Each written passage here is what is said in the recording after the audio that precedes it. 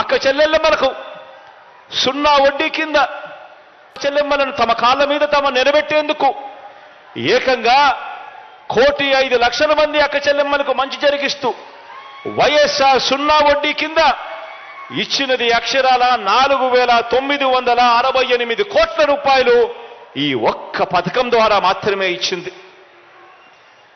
అక్క చెల్లెమ్మలకు మంచి జరిగిస్తూ ఈ 56 నెలల కాలంలోనే అక్షరాల 25,40,000 మంది తల్లులకు మంచి జరిగిస్తూ ఆ తల్లుల పిల్లల కోసం వారికి మంచి జరగాలి అని తాపత్రయంతో విద్యా దీవెన కింద 11,900 కోట్ల రూపాయలు ఇస్తే వసతి దీవెన కింద మరో 4,275 కోట్ల రూపాయలు నా అక్క చెల్లెమ్మలకు మంచి జరిగిస్తూ వాళ్ళ పిల్లలు బాగా చదవాలని ఆ పిల్లల చదువుల కోసం ఏ తల్లి తండ్రి కూడా అప్పుల పాలు కాకూడదు అని తాపత్రయంతో అడుగులు వేస్తూ మీ బిడ్డ ప్రభుత్వం అడుగులు ముందుకు వేసింది అని చెప్పడానికి గర్వపడతా ఉన్నా.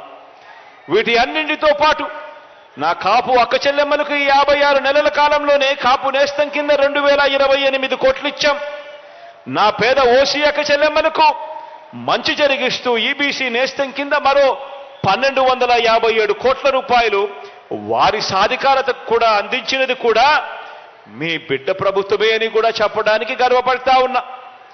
అంతేకాక ఈ 56 నెలల కాలంలోనే పేదల పెన్షన్ అందుకుంటా ఉన్న వాళ్ళు దాదాపుగా 66,34,000 మంది పెన్షన్లు అందుకుంటా ఉన్నారు. ఇందులో 43,78,000 మంది పెన్షన్ అందుకుంటా ఉన్నవారు నా అవ్వలు నా అక్క చెల్లెమ్మలే అని చెప్పి కూడా చెప్పడానికి గర్వపడతా ఉన్నా. ఏ ఒక్కరూ కూడా రోడ్డు మీదకి రావాల్సిన అవసరం లేకుండా, ఏ ఒక్కరూ కూడా అవస్థలు పడాల్సిన అవసరం లేకుండా పొద్దున్నే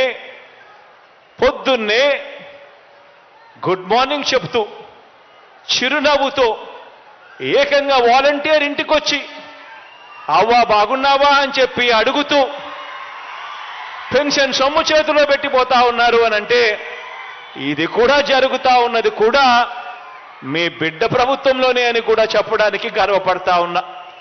ఈ పెన్షన్ల సొమ్ము కింద ఈ 56 నెలల కాలంలోనే మీ బిడ్డ ప్రభుత్వం ఖర్చు చేసింది అక్షరాల 84,730 కోట్ల రూపాయలు ఈ ఒక్క పెన్షన్ల కోసమే మీ బిడ్డ ఖర్చు చేస్తే ఇందులో 56,000 కోట్ల రూపాయలు కేవలం నా అవ్వలకు నా అక్క చెల్లెమ్మల కోసం మాత్రమే పెన్షన్ ఇచ్చేదాని కోసం ఖర్చు చేసిన సొమ్ము అని కూడా చెప్పడానికి సంతోషపడతా ఉన్నాను, గర్వపడతా ఉన్నాను అని సందర్భంగా తెలియజేస్తా ఉన్నా.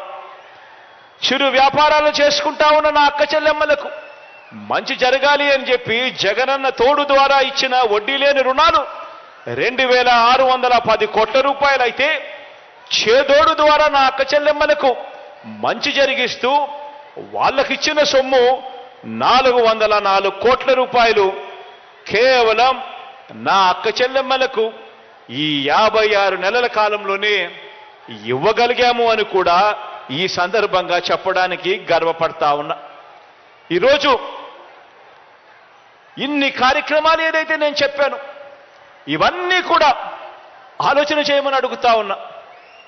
గతంలో ఈ కార్యక్రమాలు కానీ గతంలో ఈ మాదిరిగా అక్క చెల్లెమ్మల గురించి కానీ ఆలోచన చేసింది కానీ అక్క చెల్లెమ్మలను పట్టించుకునింది కానీ ఆ అక్క చెల్లెమ్మల పిల్లల గురించి కానీ వాళ్ళ కుటుంబాల గురించి కానీ పట్టించుకున్న పరిస్థితులు కానీ గతంలో ఎప్పుడైనా చూశామా అని చెప్పి ఒక్కసారి ఆలోచన చేయమని మిమ్మల్ని అందరినీ కూడా కోరుతా ఉన్నా. గట్టిగా 2 చేతులు పైకెత్తి ఇలా ఇలా ఇలా ఇలా ఇలా ఇలా ఇలా ఇలా ఇలా ఇలా ఇలా ఇలా ఇలా ఇలా ఇలా. కారణం ఏమిటి అని అంటే గతంలో కూడా ఒక పాలన ఉండేది. అప్పుడు కూడా ఒకే రాష్ట్రం, అప్పుడు కూడా ఇదే రాష్ట్రం, అప్పుడు కూడా ఇదే బడ్జెట్. మారిందల్లా కేవలం ముఖ్యమంత్రి మాత్రమే మారాడు, మిగిలినటివన్నీ మామూలే. అదే రాష్ట్రం, అదే బడ్జెట్. మారిందల్లా కేవలం ముఖ్యమంత్రి మాత్రమే. అప్పుల గ్రోత్ రేటు కూడా చూస్తే అప్పటికన్నా మీ బిడ్డ ప్రభుత్వంలో అప్పుల గ్రోత్ రేటు కూడా తక్కువే. మరి మీ బిడ్డ ప్రభుత్వంలో నా ప్రతి అక్క చెల్లెమ్మ ముఖాన చిరునవ్వు ఎలా కనపడతా ఉంది?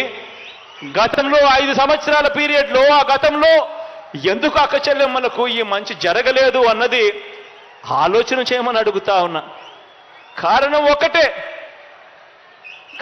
ఒక్కటే, గతంలో దోచుకో, పంచుకో, తినుకో, దోచుకోవడం, దోచుకున్నది పంచుకోవడం.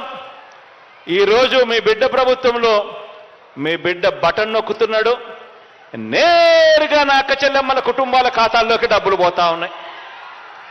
ఎవడు లంచాలు అడగడం లేదు, ఎవడు వివక్ష చూపడం లేదు. తేడా గమనించమని చెప్పి ప్రతి అక్కను ప్రతి చెల్లెమ్మను ఈ సందర్భంగా కోరుతా ఉన్నాను. ఈ కార్యక్రమం ఈ 6,400 కోట్ల రూపాయలు ఇచ్చే ఈ కార్యక్రమం ఆసరా ఆసరా కింద 4వ విడత కింద మాట నెరవేర్చుకుంటూ ఇస్తా ఉన్న ఈ కార్యక్రమం ఏదైతే జరుగుతా ఉందో వచ్చే 14 రోజుల పాటు, అంటే ఈ రోజు నుంచి మొదలు పెడితే ఫిబ్రవరి 5వ తారీఖు దాకా ఒక పండుగ వాతావరణంలో ఈ 4వ విడత వైఎస్ఆర్ ఆసరా అనే ఈ కార్యక్రమం పొదుపు సంఘాల అక్క చెల్లెమ్మలకు ఈ 6,400 కోట్ల రూపాయలు అందించే ఈ కార్యక్రమం రాష్ట్ర వ్యాప్తంగా కూడా జరుగుతుంది. ఈ కార్యక్రమంలో ఎమ్మెల్యేలు పాలుపంచుకుంటారు, ప్రజాప్రతినిధులు పాలుపంచుకుంటారు. అందరూ కూడా అక్క చెల్లెమ్మలతో పాటు వారి సంతోషాలలో వీళ్ళు కూడా ఏకమవుతారు. వీళ్ళు ఏకమైనప్పుడు ఆ గ్రామ సచివాలయాలలో మైకులు పెట్టి మాట్లాడినప్పుడు, మీటింగులు పెడతా ఉన్నప్పుడు ఆ గ్రామ సచివాలయాల్లో ఆ అక్క చెల్లెమ్మలకు మైకులు ఇచ్చి ఈ 56 నెలల కాలంలో ఏ రకంగా మహిళా సాధికారత జరిగింది, ఏ రకంగా అక్క చెల్లెమ్మల జీవితాలు బాగుపడ్డాయి అన్న కథలు రాష్ట్రానికే కాదు దేశానికి కూడా వినిపించాలి. మన రాష్ట్రంలో అక్క చెల్లెమ్మలు ఎంతగా బాగుపడ్డారు అని చెప్పి రాష్ట్రం గురించి ఒకసారి